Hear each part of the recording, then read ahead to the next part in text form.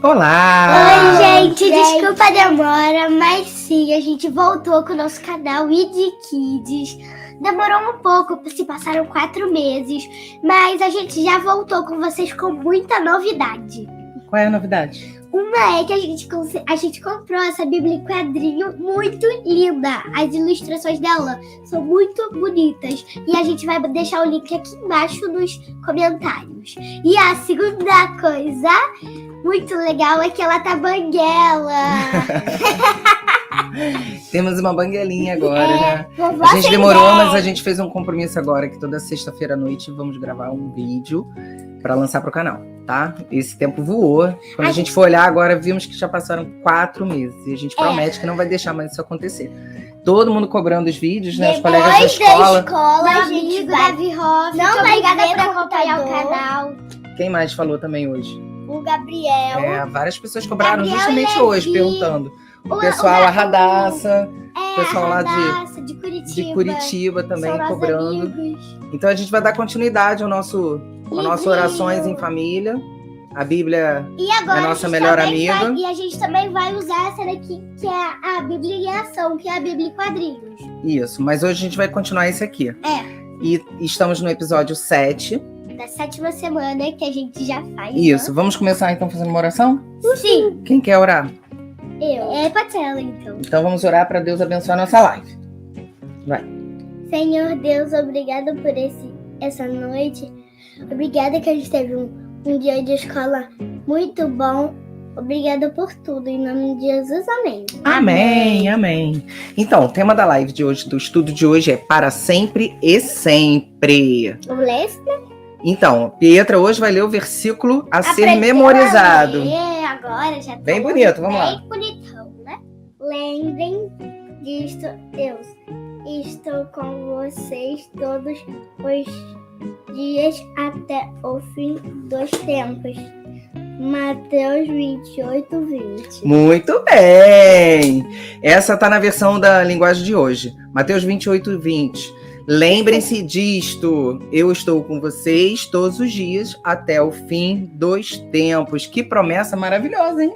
Que promessa. Imaginar que Deus está sempre com a gente até que a gente alcance a eternidade. Por isso que eu amei esse versículo. Gostou, né? Então vou ler aqui a história de hoje, tá? Deus é como o vento. Ele está ao nosso redor o tempo todo. Você não pode reparar, mas então, como uma brisa suave, sente a presença quando ele o ajuda com alguma coisa, como uma resposta a uma oração trivial ou como um lembrete para fazer algo bom. Em outras ocasiões, Deus vem soprando forte em sua vida, como uma rajada de vento que quase o derruba e faz algo grandioso, alguma coisa que você nunca nem imaginou. Essa é a maneira de o Senhor lembrá-lo que está bem aí ao seu lado, generoso e poderoso, amando você o tempo todo. Deus o conhecia antes mesmo de você nascer e estará contigo todos os dias da sua vida, para sempre e sempre. O Criador não tem começo nem fim. Ele sempre existiu e sempre existirá. É uma ideia incrível, não acha? Não é difícil imaginar uma coisa que é para sempre, que sempre existiu e sempre vai existir? Tipo, a gente compra um brinquedo. Só um exemplo. A gente comprou um brinquedo. Se passam vários anos, o brinquedo ainda tá lá, mas ele ainda pode estragar. Só que esse texto mostra que o reino vai durar para sempre. Muito bem. E Deus é para sempre, é eterno. Sempre existiu e sempre vai existir. Imagine se você pudesse ver tudo o que está acontecendo na Terra nesse exato minuto. Cada pessoa, cada animal. Não apenas ver, como também estar no controle de tudo o que acontece em todo lugar. Sempre canalizando isso para o bem. Esse é o nosso Deus. Bom, o Senhor ainda é muito mais do que isso. Ele nem precisa ver tudo para saber o que está acontecendo. Ele sabia tudo o que estava para ocorrer e como iria utilizá-lo para o bem antes mesmo de ter criado o mundo. Então, antes da criação do mundo, Deus já sabia todo o plano. O plano já estava, no coração de Deus. Porque ele que criou a gente. Exatamente. Antes de você nascer, você mesmo aí da tela, Deus sabia o propósito. Isso que veio aí. da história antiga. Lembra que era que José foi vendido pelos irmãos e a gente vai fazer a continuação dessa história. Hoje vai ser a continuidade. Imagina, só um exemplo. Imagina que se minha mãe tá grávida. Deus já sabe se vai ser menino ou menino. Porque Exatamente. ele também já vai saber qual vai ser o nome. Já vai saber Tudo. quando ele nasceu. Isso. Vai saber tudo que o bebê tiver. Isso aí. Ele sabe de todas as coisas. Então, ele sabia de tudo que estava para ocorrer e como iria utilizá-lo para o bem antes mesmo de ter criado o mundo. E esse é o nosso Criador. O versículo dessa semana é a palavra de Jesus, né? Falando diretamente com a gente. Ele começa com uma palavra importante. Lembrem. O Senhor quer que nos lembremos que Ele está ao nosso lado o tempo todo. Quando você se levanta pela manhã, o Senhor está lá. Para onde quer que vá, Ele está com você. Ele o vê e ouve o tempo todo. Também está lá quando você vai para a cama à noite e enquanto dorme. Que maravilha, né? Saber que o Senhor está guardando o nosso sono. Tem gente que fica com medo, que fica toda hora pedindo para Deus para guardar ela. Só que ela não precisa ter medo. Não. Deus está lá com ela. Isso. Mas pode fazer uma oração para mandar os anjos para guardar, né? Também tem uma música. Não tenho medo do bicho papão. Que é a música da minha avó, do canal da Tia Glorinha. Isso aí. Vai Como lá é que é? escrever. Canta aí um pedacinho. Não tenho medo do escuro, não. Não tenho medo nem do bicho papão. Não tenho medo nem do trovão. Porque Jesus segura minha mão. Porque Jesus segura minha mão. Nada Isso aí. vai me abater. Porque Jesus Cristo vai me proteger. Quem dominou a folha do mar, pega minha mão para eu atravessar. Isso aí, viu? Não precisa ter medo. Que Deus está com a gente o tempo todo. Isso é uma promessa. Uma promessa que o próprio Senhor Jesus deixou antes dele subir aos céus. Que ele estaria conosco até o fim dos tempos. E é o versículo de hoje. Então vamos continuar aqui no texto. Não pense que ele o está espionando, né? Não é como se fosse assim, um espião que está olhando, esperando Como você se fazer ele tá alguma coisa errada. Ali espionando a gente. Então, mas não é esse o objetivo de Deus. Ele não está como um espião. Deus está com você o tempo todo porque Ele te ama. O Senhor está sempre lá para ajudar e protegê-lo dessa coisa antiga e sorrateira chamada pecado. Lá do Jardim do Éden. Para sempre é um tempo muito longo demais para ser medido. Não tem fim. É isso que Deus é, para sempre. Assim são as palavras dele na sua melhor amiga, a Bíblia.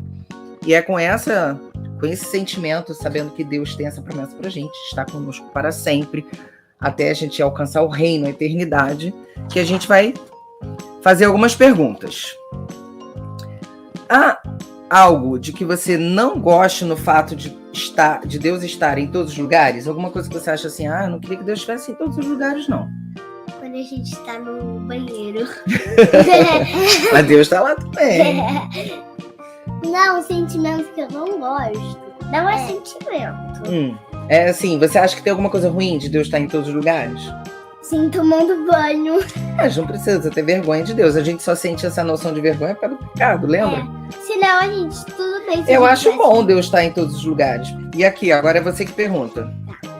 Como você descreveria para sempre? Como descreveria para sempre? Como que a gente pode falar? O que é para sempre? Eternamente? É alguma coisa que dura eternamente. Eterno. É infinito. Infinito. Sem começo e sem fim. Que como nem um arco-íris. ciclo. Como um ciclo. Como a rotação e translação. Como um ciclo. Assim, ó. Eterno. Como o planeta Terra que gira. Olha, também tem os meses do ano. Como um ciclo, né? Que acaba uma coisa e começa outra. Acaba uma coisa e começa outra. Ué, Deus fez os ciclos. As estações do ano. Então, Deus fez os ciclos das festas. março. Peraí. Deus fez o ciclo das festas justamente para mostrar um período de tempo do calendário dele. Quando acaba um, começa o outro. Mas vai chegar um tempo que o reino dele vai ser eterno. Para sempre. Mesmo Depois do milênio, vai vir o reino eterno. Assim, janeiro, fevereiro, março, abril, maio, junho, julho, agosto, setembro, outubro, novembro, dezembro. Até quando Jesus voltar, não vai acabar isso. Porque isso é infinito. É infinito. Mas vai chegar uma hora que a gente não vai precisar mais contar o tempo. Durante o milênio, vamos. Mas na eternidade, não. Quando a Nova Jerusalém descer. Aí, olha aqui, tem um desafio aqui. A gente falou de espião, de detetive e tal. Tem um desafio aqui, ó. Sigam a pista. Vamos ver se vocês conseguem achar. Procure o 23º livro do Antigo Testamento. 20º? É, 23º. Antigo? Eu vou Isso. procurar aqui na Bíblia. Vou botar aqui, ó. Deixa eu ver. Gênesis, Êxodo, Levítico, Número, Deuteronômio, Josué, Juízes, Ruth, Samuel, Reis, Crônicas, Esdras, Neemias, Esther, Jó, Salmos, Provérbios, Eclesiastes, Cantares, Isaías. Isaías é o 23º. Encontre o capítulo que começa imediatamente antes do capítulo 42. Qual o número que vem antes de 42? 43. Antes? Antes é 41. Muito bem. 42? Antes do 42. Antes de 44. Para de dar desculpa. 41. Então, Isaías 41. Agora, conte os dedos das mãos. Quais são quantos dedos tem nas mãos? 10. E 10 no pé. Não, só das mãos. 5. Conte os dedos das mãos. Não, de todas as mãos. Tá. Então são 10. E em seguida encontre o versículo de número igual à quantidade dos dedos. Então, o número 10. Então, Isaías 42, 10. Vou botar aqui para a gente ler. Que esse foi o mistério das pistas. Agora a gente vai ler esse texto. Eu vou ler aqui. Por isso não tema, pois estou com você. Não tenha medo, pois eu sou o seu Deus. Eu o fortalecerei e o ajudarei. Eu o segurarei com a minha mão direita vitoriosa. Vitorioso. Olha que versículo maravilhoso, olha que promessa maravilhosa de Deus. Primeiro dizendo para a gente não temer, né? E dizendo que ele vai nos fortalecer, nos ajudar e nos sustentar com a mão poderosa dele. O que mais que a gente pode querer, né?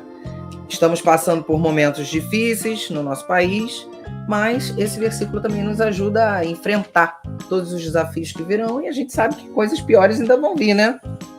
No fim dos tempos, não é? Vocês não sabem? Quem é que vai aparecer no fim dos tempos? Jesus. Não, antes de Jesus, que vai lutar contra os santos. Deus? Não, quem é que vai lutar contra os santos, contra os da igreja? O Chifre pequeno. O chifre pequeno. Como é que é o nome dele, que também escreve? Anticristo. O Anticristo. Tinha esquecido. Esqueceu disso. Então, quando esses tempos começarem a assolar a gente tem que se lembrar disso, né? Pra gente não ter medo. Não ter medo. Porque quem prometeu que estaria com a gente todos os dias até o fim dos tempos? Jesus! Morreu pela cruz. Salvador. Salvar pra me salvar. Então, olha só. Vamos continuar, então, na nossa história lá de José. Eu vou ler bastante texto hoje. Vou tentar resumir um pouco onde ficar muito longo, tá? Vamos começar em Gênesis 42. Quando Jacó soube que no Egito havia trigo, disse a seus filhos: por que estão aí olhando uns para os outros? Disse ainda: ouvi dizer que há trigo no Egito. Desçam até lá e comprem trigo para nós, para que possamos continuar vivos e não morramos de fome. Vamos nos lembrar que aquela promessa do sonho do faraó, lembra das vacas gordas, das magras, tinha começado a fome por toda a terra. Não tinha mais comida em lugar nenhum, só lá no Egito, porque José foi sábio. Lembra que eles estocaram os grãos? Então só tinha lá. E aí Jacó ouviu falar: não, lá no Egito ainda tem comida, então vamos... Jacó, que estava velhinho, o pai dos 12 filhos, o pai de José. Versículo 3. Assim, 10 dos irmãos de José desceram ao Egito para comprar trigo. Jacó não deixou que Benjamim, irmão de José, fosse com eles, temendo que algum mal lhe acontecesse. Os filhos de Israel estavam entre outros que também foram comprar trigo por causa da fome na terra de Canaã. José era o governador do Egito, e era ele que vendia trigo a todo o povo da terra. Por isso que os irmãos de José chegaram, curvaram-se diante dele com o rosto em terra. José reconheceu seus irmãos logo que os viu, mas agiu como se não os conhecesse e lhes falou asperamente: de onde vocês vêm? Responderam eles: da terra de Canaã, para comprar comida. José reconheceu seus irmãos, mas eles não o reconheceram.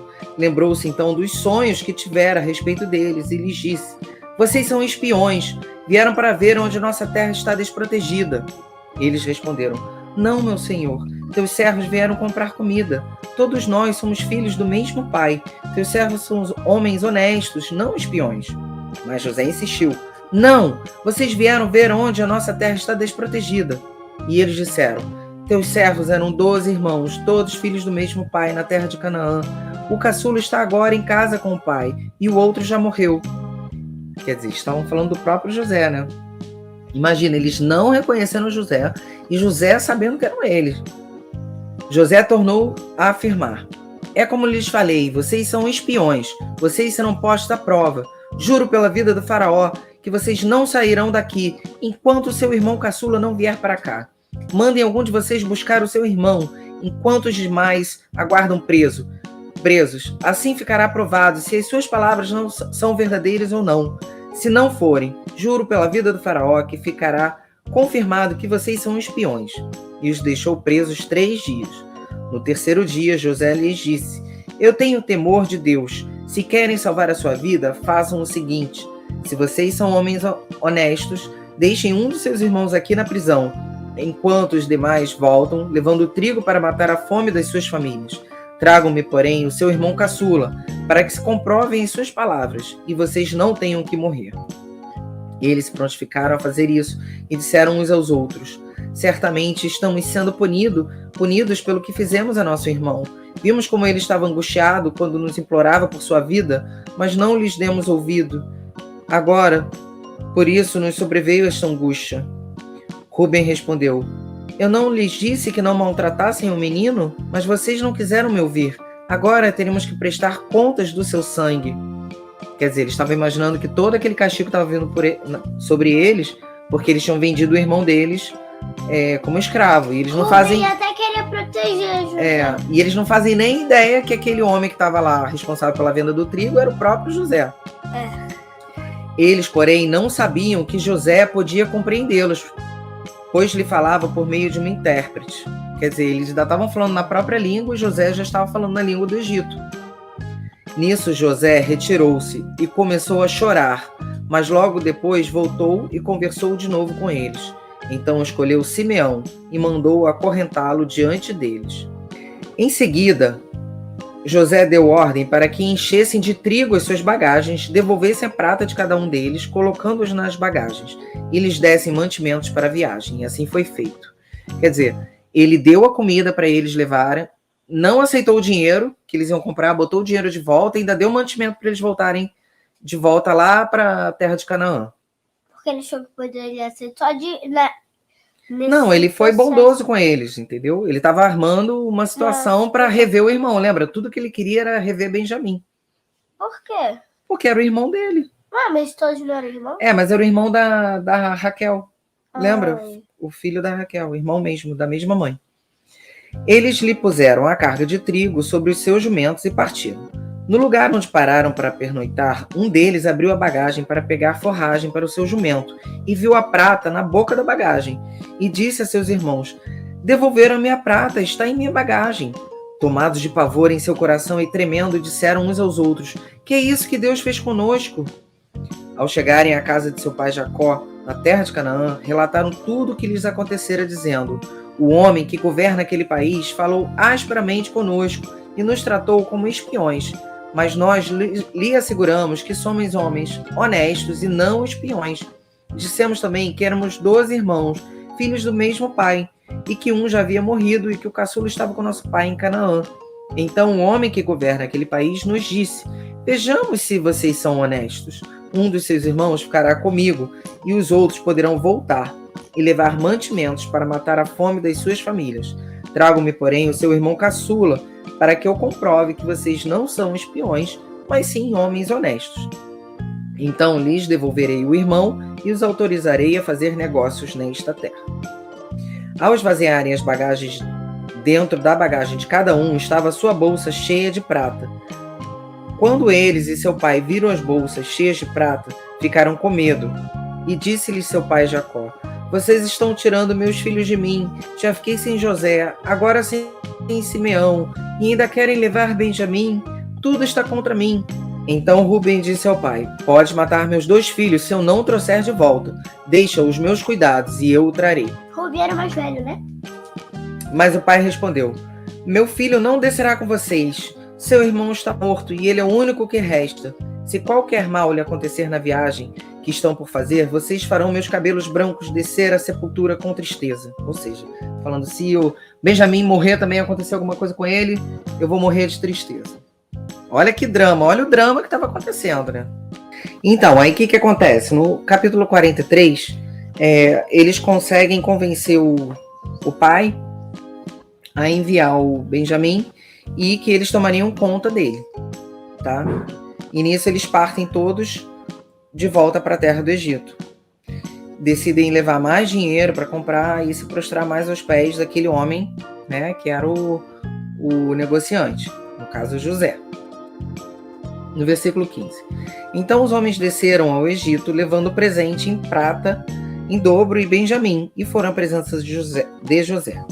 Quando José viu Benjamim com eles, disse ao administrador de sua casa: leve estes homens à minha casa, mate um animal e prepare-o, e eles almoçarão comigo ao meio-dia. Ele fez o que lhe fora ordenado e levou-os à casa de José. Eles ficaram com medo quando foram levados à casa de José e pensaram: trouxeram-nos aqui por causa da prata que foi devolvida às nossas bagagens na primeira vez. Ele quer atacar-nos, subjugar-nos, tornar-nos escravos e tomar de nós os nossos jumentos. Por isso dirigiram-se ao administrador da casa de José e disseram à entrada da casa: ouça, senhor, a primeira vez que viemos aqui foi realmente para comprar comida. Mas no lugar em que paramos para pernoitar, abrimos nossas bagagens e cada um de nós encontrou a prata que tinha trazido, na quantia exata. Por isso a trouxemos de volta conosco, além de mais prata para comprar comida. Não sabemos quem pôs a prata em nossa bagagem. Fiquem tranquilos, disse o administrador. Não tenham medo. O seu Deus, o Deus do seu pai, foi quem lhes deu um tesouro em suas bagagens, porque a prata de vocês eu recebi. Então soltou Simeão e o levou à presença deles. Em seguida, os levou à casa de José. Deu-lhes água para lavarem os pés e forragem para os seus jumentos. Eles, então, prepararam o presente para a chegada de José ao meio-dia, porque ficaram sabendo que iriam almoçar ali. Quando José chegou, eles o presentearam com o que tinham trazido e curvaram-se diante dele até o chão.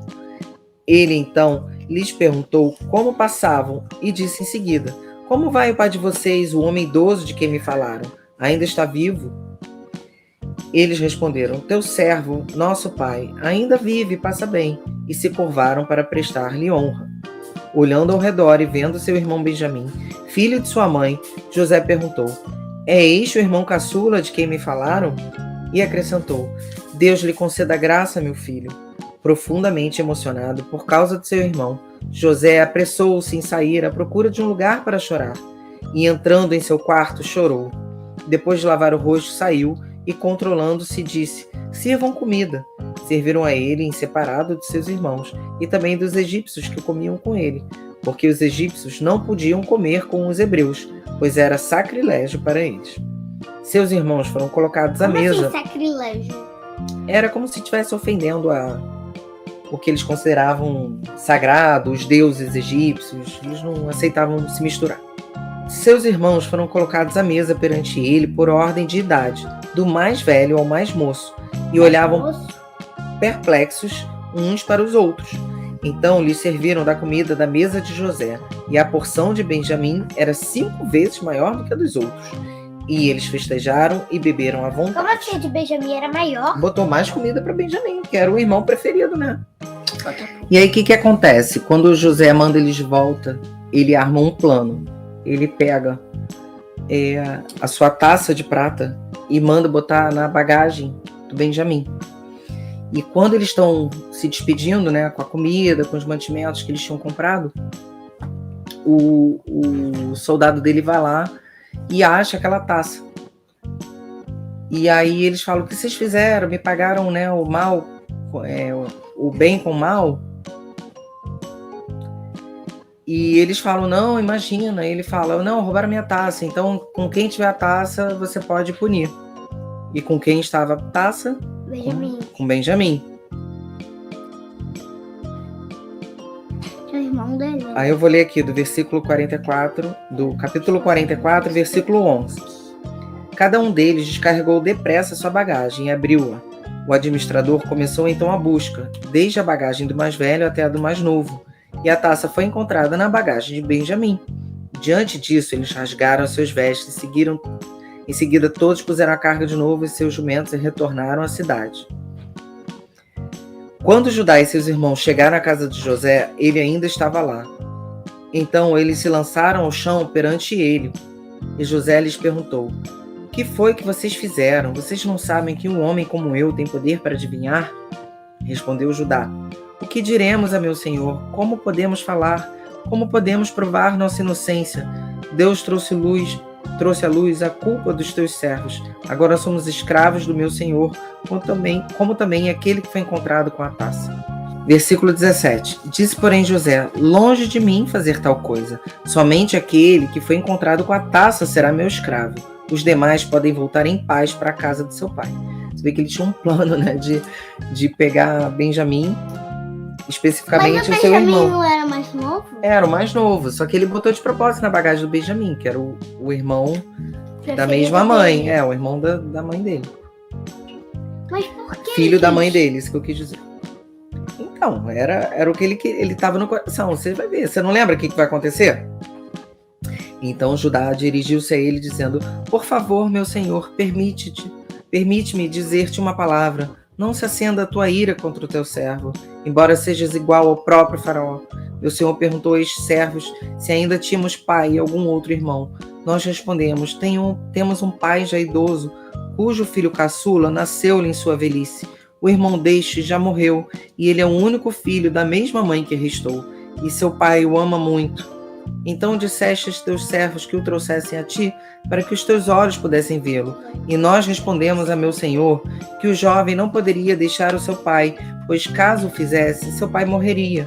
Todavia disseste a teus servos que se nosso irmão caçula não viesse conosco, nunca mais veríamos a tua face. Quando voltamos a teu servo, a meu pai, contamo-lhes o que meu senhor tinha dito.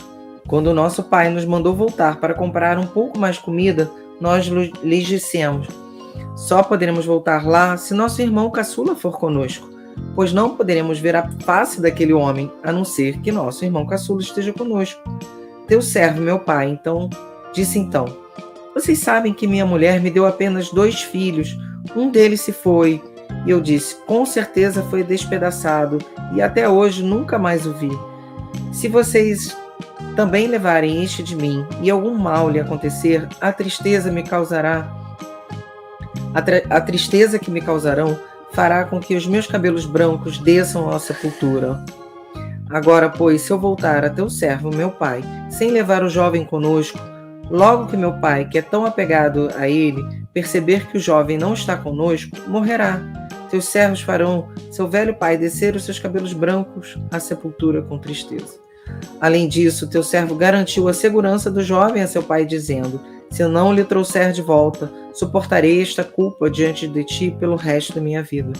Por isso, agora te peço, por favor, deixe o teu servo ficar como escravo do meu senhor no lugar do jovem, e permite que ele volte com seus irmãos. Como poderei eu voltar a meu pai sem levar o jovem comigo? Não posso ver o mal que sobreviria a meu pai. Quer dizer, ele se propõe a José de ficar como escravo no lugar de Benjamim. E aí, eis que agora vem o grande desfecho. Ai, meu pezinho tá machucado. A essa altura, José já não podia mais conter-se diante de todos os que ali estavam e gritou: façam sair a todos. Assim, ninguém mais estava presente quando José se revelou a seus irmãos. E ele se pôs a chorar tão alto que os egípcios o ouviram, e a notícia chegou ao palácio do faraó. Então disse José a seus irmãos: eu sou José, meu pai ainda está vivo. Mas seus irmãos ficaram tão pasmados diante dele que não conseguiam responder-lhe. Cheguem mais perto, disse José a seus irmãos. Quando eles se aproximaram, disse-lhes: eu sou José, seu irmão, aquele que vocês venderam ao Egito. Agora não se aflijam, nem se recriminem por terem me vendido para cá, pois foi para salvar vidas que Deus me enviou adiante de vocês. Já houve 2 anos de fome na terra, e nos próximos 5 anos não haverá cultivo nem colheita. Mas Deus me enviou à frente de vocês para lhes preservar um remanescente nesta terra e para salvar-lhes a vida com grande livramento. Assim, não foram vocês que me mandaram para cá, mas sim o próprio Deus. Ele me tornou ministro do faraó e me fez administrador de todo o palácio e governador de todo o Egito. Voltem depressa, meu pai, e digam-lhe, assim diz seu filho José, Deus me fez senhor de todo o Egito. Vem para cá, não te demores, tu viverás na região de Gósen e ficarás perto de mim, tu e os teus filhos, os teus netos, as tuas ovelhas, os teus bois e todos os teus bens. Eu te sustentarei ali, porque ainda haverá 5 anos de fome. Do contrário, tu, a tua família e todos os teus rebanhos acabarão na miséria.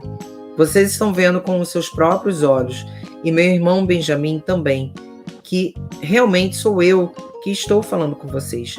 Contem ao meu pai quanta honra me prestam no Egito e tudo que vocês mesmos testemunharam, e tragam meu pai para cá depressa. Então ele se lançou chorando sobre o irmão Benjamim e o abraçou, e Benjamim também o abraçou chorando. Em seguida beijou todos os seus irmãos e chorou com eles. E só depois de seus irmãos conseguiram conversar com ele. Quando se ouviu no palácio do faraó que os irmãos de José haviam chegado, o faraó e todos os seus conselheiros se alegraram. Disse então o faraó a José, diga a seus irmãos que ponham as cargas nos animais, voltem para a terra de Canaã e retornem para cá, trazendo seu pai, as suas famílias. Eu lhes darei o melhor da terra do Egito, e vocês poderão desfrutar a fartura desta terra. Mande-os também levar carruagens do Egito para trazerem suas mulheres, os seus filhos e seu pai. Não se preocupem com seus bens, pois o melhor de todo o Egito será de vocês. Assim fizeram os filhos de Israel. José lhes providenciou carruagens, como o faraó tinha ordenado, e também mantimentos para a viagem. A cada um deu uma muda de roupa nova, mas a Benjamim deu 300 peças de prata e 5 mudas de roupa nova. E a seu pai enviou 10 jumentos carregados com o melhor do que havia no Egito, e 10 jumentas carregadas de trigo, pão e outras provisões para a viagem. Depois despediu-se dos seus irmãos e, ao partirem, disse-lhes, não briguem pelo caminho. Assim partiram do Egito e voltaram a seu pai Jacó na terra de Canaã e lhe deram a notícia, José ainda está vivo. Na verdade, ele é o governador de todo o Egito. O coração de Jacó quase parou. Não podia acreditar neles, mas quando lhes relataram tudo o que José lhes dissera, e vendo Jacó, seu pai, as carruagens que José enviara para buscá-lo, seu espírito reviveu. E Jacó disse, basta, meu filho José ainda está vivo, irei vê-lo antes que eu morra. E assim, Jacó foi com toda a sua família, todos foram para a terra do Egito. Foram todas, as mulheres, todos os filhos, Raquel descendentes, netos. Não, a Raquel morre no parto do Benjamim, lembra? Por isso que ele era tão querido, que era a esposa que ele amava, lembra? Gênesis 46, versículo 1. Israel partiu com tudo que lhe pertencia. Ao chegar a Berseba, ofereceu sacrifícios ao Deus de Isaque, seu pai. E Deus falou a Israel por meio de uma visão noturna. Jacó, Jacó. Lembra que Israel é outro nome de Jacó, né? Eis-me aqui, respondeu ele. Eu sou Deus, o Deus do seu pai. Não tenha medo ao descer ao Egito, Isaac, né?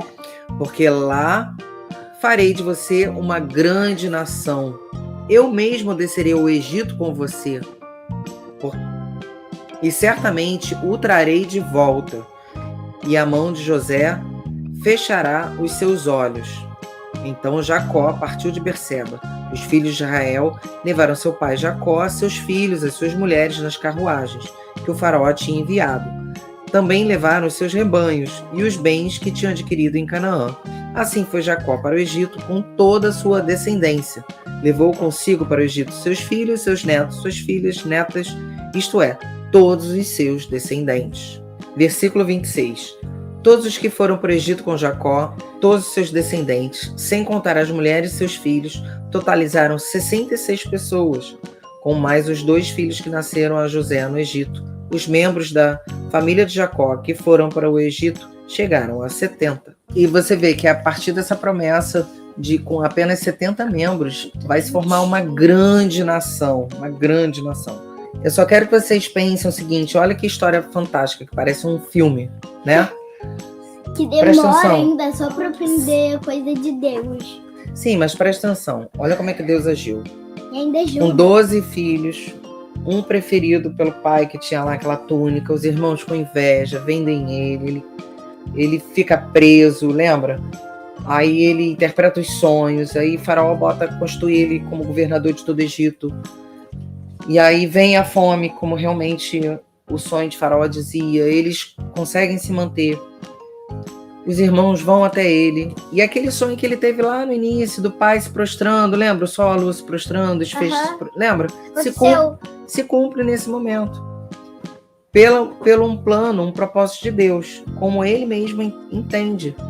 E explica que, parecendo todo aquele mal, na verdade, Deus tinha providenciado esse escape para que, a partir dessas 70 pessoas, criasse uma grande nação.